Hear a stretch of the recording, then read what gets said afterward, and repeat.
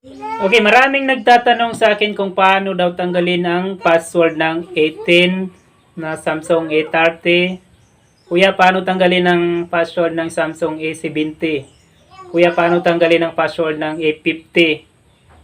Kuya, paano tanggalin ang password ng A7 Samsung? So, lahat ng yan mga guys, iisa lang ang sagot dyan. So, sa video na ito mga guys, malalaman niyo kung paano tanggalin ang password ng mga cellphone ninyo na yan. Dahil para po sa inyong kaalaman mga guys, ang Samsung A10, A20, A30, A40, A50, A60, A70, A80, A90, A100. Pare-pareho lang yan sila ng procedure kung paano tanggalin ang password mga guys. Basta lahat ng mga Samsung na walang home button mga guys, para sa inyong kaalaman. Lahat ng branded na Samsung na walang home button ay pare-pareho lang sila ng ways kung paano tanggalin ang screen lock kapag ito ay inyong nakalimutan. Pero remember mga guys, na kapag nakalimutan niyo yung pattern ng cellphone niyo or yung screen lock ng cellphone niyo ay hindi niyo na yan marirecover yung mga data or mga files doon sa cellphone niyo mga guys. Kasi may mga nagtatanong ng ganyang klaseng tanong kung paano daw tanggalin ang screen lock or password ng cellphone ng walang data loss or walang nawawalang mga data doon sa cellphone na yan. So sa video na ito guys, papakita ko sa inyo kung paano tanggalin ang password ng Samsung A50. So kahit A50 lang ang tutorial natin ngayon mga guys, ay tulad ng sinabi ko sa inyo kanina, lahat ng full screen na Samsung ay pare-pareho lang sila ng procedure kung paano tanggalin yung kanilang mga screen lock in case na nakalimutan natin ito. So, sisimulan na natin mga guys.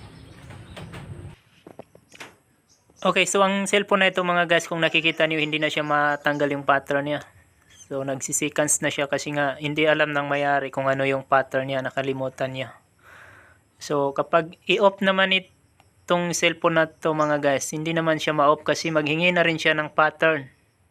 So wala tayong choice kung paano natin ma-off or paano natin ma-open yung ating cellphone.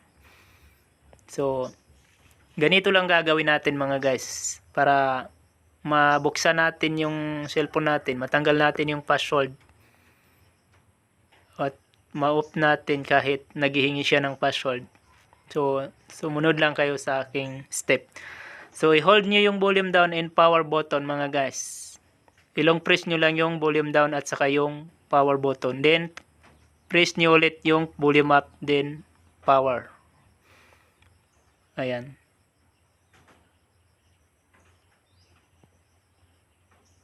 So, hintayin nyo lang mga guys. So, ayan. Hindi siya nagpasok mga guys. So, kailangan lang nating ulitin mga guys. So, tanggalin natin yung cover. So, try and try lang mga guys. So, hold natin yung volume down, then power button. Tagalan lang natin ang pagpindot ng volume down at saka power button.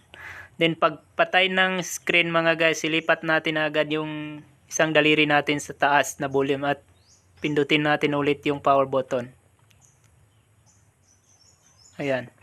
Tagalan lang natin. Hintayin natin hanggang makapasok sa recovery. Ayan. Successful mga guys. Nakapasok tayo sa recovery mode. Hindi siya nagtuloy mag-under. So, punta lang tayo ngayon sa wipe data and factory reset.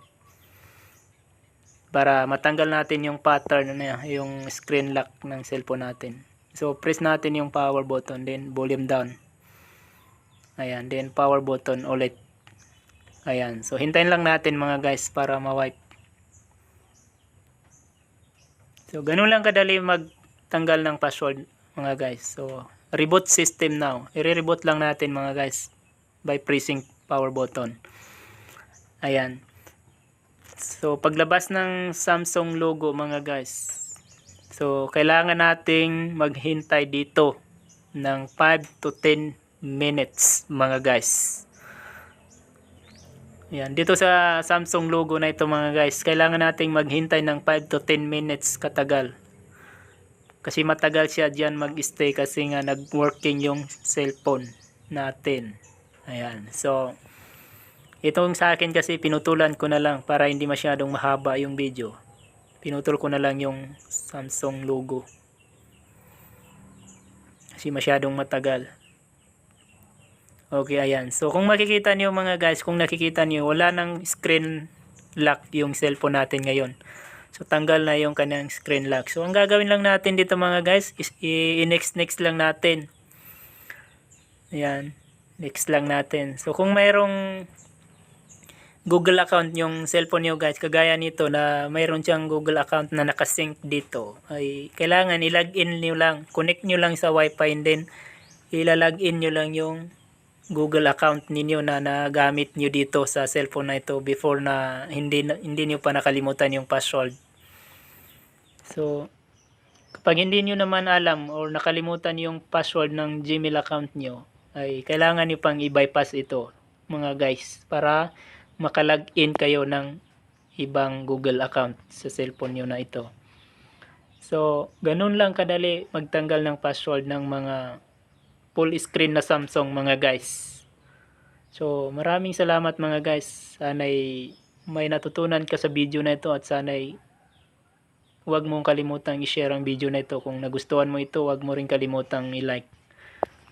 At kung may mga kakilala kang Samsung user sa mga barkada mo, pwede mo rin i-share ang video na ito sa kanilang Facebook timeline para malaman na rin nila na baka sakaling nangyari o mangyaring makalimutan nila yung screen lock ng cellphone nila ay hindi na sila maapektuhan pa ng mahal na pambayad sa pampaayos ng cellphone.